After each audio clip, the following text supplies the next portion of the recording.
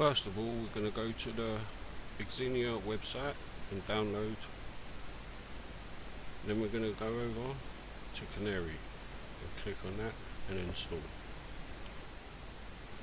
If you get this pop up, click more info and then click run. Now open the config file in a notepad.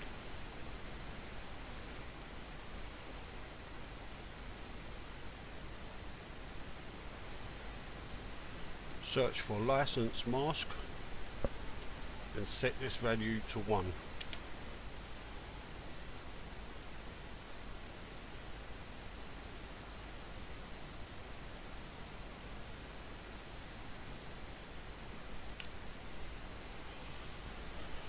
Search for VSync and then set this for true or false depending on what you would like. That pretty much wraps it up. I can't show you where to get any of the ROMs or any of the other stuff.